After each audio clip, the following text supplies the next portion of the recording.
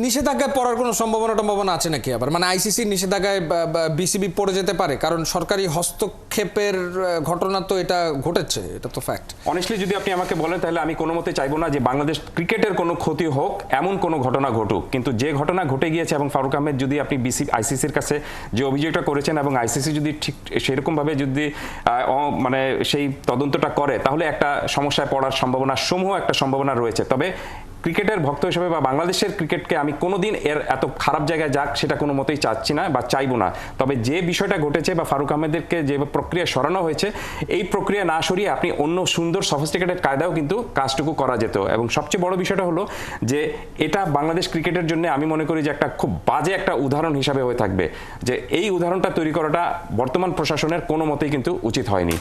আচ্ছা, এই ব্যাপারে ইশতিয়াক আহমেদ আপনি কি বলবেন? মানে যে 9 জন পরিচালক রয়েছেন তারা নতুন পরিচালক না, তারা ক্রিকেটের আইন কানুন সবকিছু জানেন, আইসিসির গাইডলাইন সম্পর্কে তারা অবগত রয়েছেন। সেইখানে তারা যে লিখিত অভিযোগ দায়ের করেছেন ফারুক আহমেদের এগেনস্টে, তারা তো এই বিষয়টা জানেন যে এতে করে বাংলাদেশ ক্রিকেট বোর্ডেরই নিষিদ্ধ হয়ে যাওয়ার সম্ভাবনা রয়েছে। মানে তারা জেনে বুঝে এরকম একটা, মানে অন্য কোনোভাবে কি এটাকে সমাধান করা যেত না? এটা একটা রিস্ক না? মানে বাংলাদেশের ক্রিকেটই নিষিদ্ধ হয়ে যাচ্ছে, সেই রিস্কও তো রয়েছে, সেটা তো একটা রিস্কই।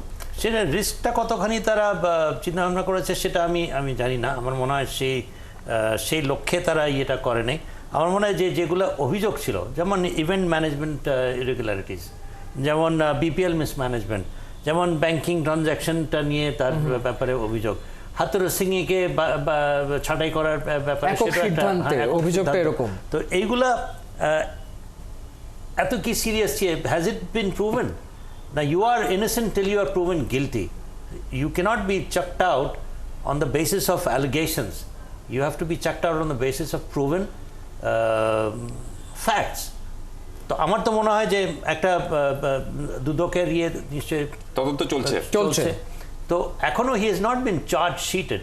আমি a little bit of fear that I understand, তার বিরুদ্ধে কোনো স্পেসিফিক চার্জ এনে তাকে আনা হয়নি।